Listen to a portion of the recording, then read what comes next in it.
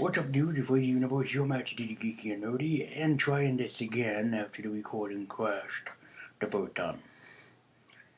Yeah, I'm not having fun with the recording crashing and then the system crashing and then the application that I use crashing, and it's a glorious time.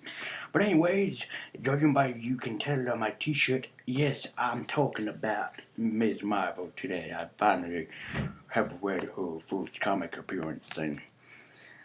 Now, this was during a very weird time at Marvel, definitely for sure too, where they were taking on different characters that weren't really introduced into the Marvel Universe. You had Kamala Khan, who was basically Afghanistan superhero, and then you had Miles, who was basically a mixture of African American and I think it's Cuban, I think. Um, where basically they combined the two and transformed them into basically popular superheroes. They did a lot of different superheroes, and definitely if you want to check out the whole entire team, you can read Marvel Champions. But today I have Ms. Marvel's first appearance as she appeared in Ms. Marvel number 1 through 5, and some material from New Marvel Now .1. So definitely when Ms. Marvel first appeared, she is in Afghanistan, who just moved from this place called Jersey City into a new place now, and basically she's just trying to get along and trying to live out her days with her Ami Abu and her brother. She makes a whole lot of new friends. She's a nerdy, I think, 16-year-old, and so, she's kind of dealing with a difficult life, very strict parents, following very strict procedures, very strict rules, and it's very nice to see, especially the writer for Ms. Marvel at the time, I believe was Afghanistan herself, so she's speaking from basically experience, which is a nice thing and a nice twist of event to add to the Ms. Marvel universe, of course. So, practically Kamala goes to a party, and it's very static shock when it starts out. Because you go to the party, and I know that it's shock at the gang war, but here it's not, it's just a party. And all of a sudden they're attacked by inhuman Terrigen Mist. Now, for the inhumans, the Terrigen Mist is their sense of superpowers. They are superpowered beings, but they have to take in the Terrigen Mist in order to activate their superpowers. So, say for example, it's basically an asthma breathalyzer thing to gain their superpowers. They just kind of spray some Terrigen Mist in their mouth or nose area, and it's like, ding ding ding ding, and then they turn into basically superhumans and whatnot. So Kamala is not considered a mutant in Marvel Universe, but she's considered an inhuman. This also was happening during the time when Marvel and Fox were going against each other, against the X-Men thing, with like Fox. I think Marvel couldn't use the word like mutant for a while. I think. So it was a big like copyright issue that happened in there. I think Marvel had the mutant and X-Men back. I think either that or Fox is still giving it right to. No, I think they own Fox. I'm pretty sure. But back in the day, man, Fox was going up against Disney like, "You want me? Come and get me, bro," kind of deal thing. So after the Terrigen Mist attack, Kamala sees a basically sort of Marvel entity calling themselves Faith, and Faith is essentially um, what would you say, like an entity that can take on any form that it wants to. So basically, think like Jesus Christ, but in the Marvel universe. I think it appeared to her in three forms: Iron Man, Captain Marvel, and Captain America. And this is Carol Danvers, Captain Marvel, by the way. So the first form that she takes is Carol Danvers as Warbird or Miss Marvel back in the day. Yeah, Carol Danvers, compared to everybody else in the Marvel Universe, has a very DC kind of origin thing happening where she's changing names and characters like every freaking 5 seconds, so to speak. So, yeah, she is Carol Danvers in this universe. She is still Captain Marvel, but it's like, it's so weird, you know. But this was back when she was called Warbird, and Kamala appeared out of a little cocoon type of deal thing, like the Inhumans do, and she basically appeared as Ms. Marvel or Warbird.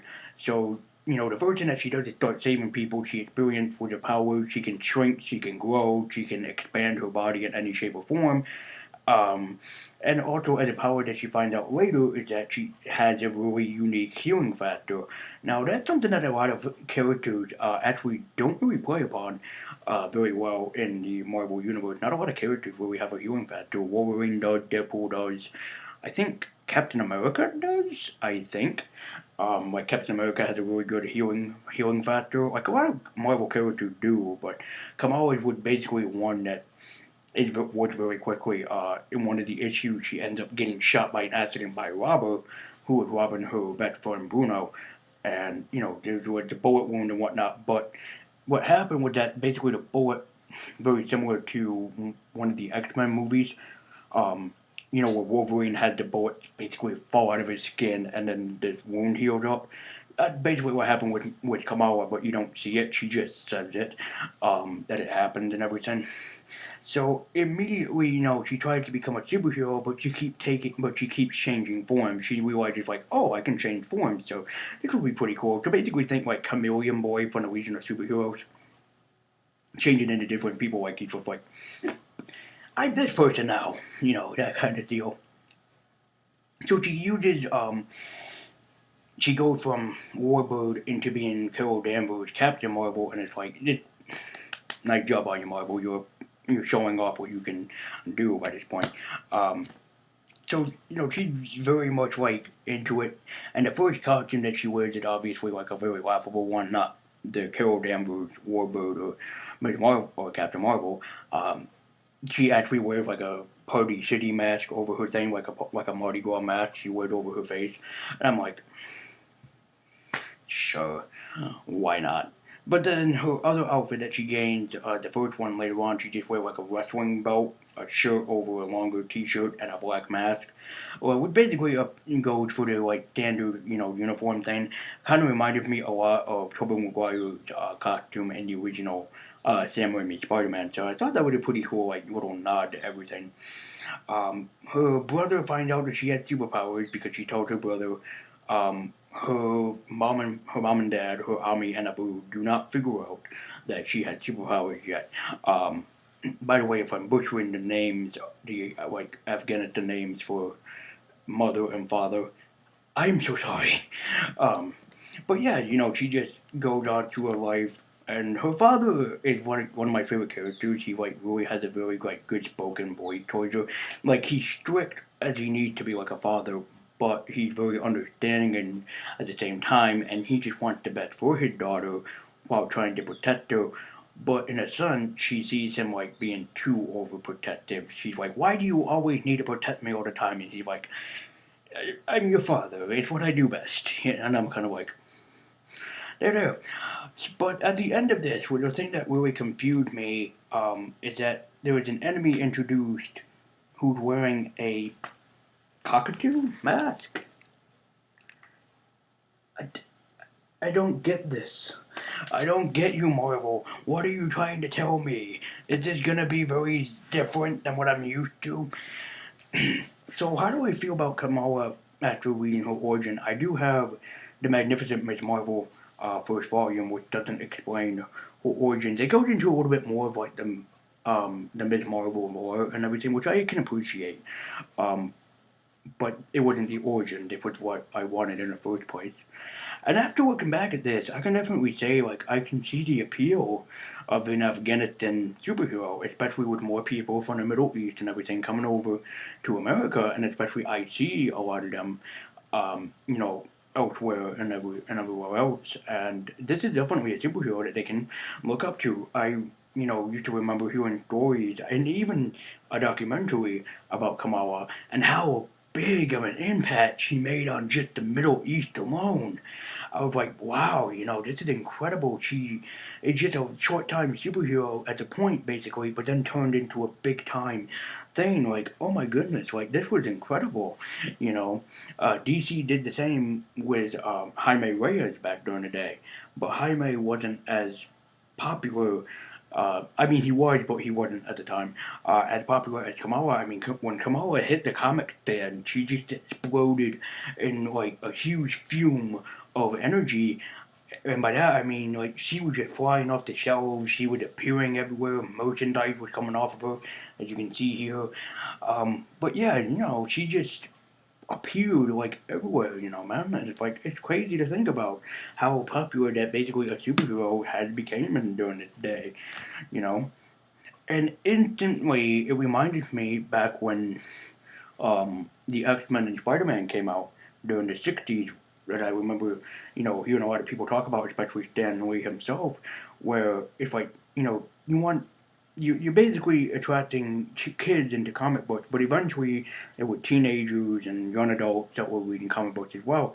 And Spider Man and the X Men really spoke out to a lot of those people, and Ms. Marvel definitely did that. She reminded herself of me, that little like overspoken, that little non-spoken or overspoken kid that just kind of like sits in the corner of the classroom that nobody really knows about or cares about, and then suddenly, there she is, or there he is, so to speak. So I really love her also discovering her superpowers. She really plays with them, especially she does it like in like a girl's locker room. I'm like, that's pretty creative. That's something that you don't see all the time. Also, she does like a little Dark Knight Dark Knight Rises thing where she draws a Miss Marvel symbol on the wall, and everybody's like, "The heck does this mean?" And then she comes out of nowhere and she's like, "It's a symbol to call me. So in case if you need me, that's how you call me." I'm like, it's very similar to the bats in the Dark Knight Rises, the bat drawings that people used to do. So I mean, it's something that's very small but very outstanding. So, do I recommend it? You should read Miss Marvel's first comic appearance. Heck yes, and I just read it before I started recording this, and honestly, I have to say the art could be better. Just a standpoint. I know it's a little nitpick. It's like something that's not very tended to do. But if you really look at like Kamala compared to everybody else, like Kamala is like the mostly like nicest looking, drawn character in this. But when you have anyone else in the story, they don't really look as good as Kamala does. So, a little nitpick, but everything else kind of fits perfectly. I love how they introduced her, and she even made a Taylor Swift joke, which I think at the time was when Taylor Swift was like a big, popular teenage icon. So I was like, nice. Especially as a kid that grew up listening to Taylor Swift back when she was in country music, I was like, nice. I see what you did there, kind of deal thing. So I would definitely would recommend checking out Miss Marvel No Normal. It's a very good book. It's a very great story. It has a very surprising start and finish to it. And also, I would love to know what is up with that cockatoo dude.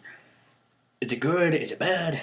I don't know. I'm just throwing it out there that he's just there. He just like, I'm here now, so to speak. So I would definitely check out Miss Marvel for a comic appearance or any of Miss Marvel's comics at all. Especially with that TV show on the horizon, Disney Plus. I am very excited to see what you will do about it. I am very excited to see what you will do about it. Also makes me wish that you guys still would do a Marvel Runaway DVD collection. I can wait. But this is Lazy Universe signing out and saying, Marvel, get to work on a Marvel Runaway series, and I'll see you guys next time.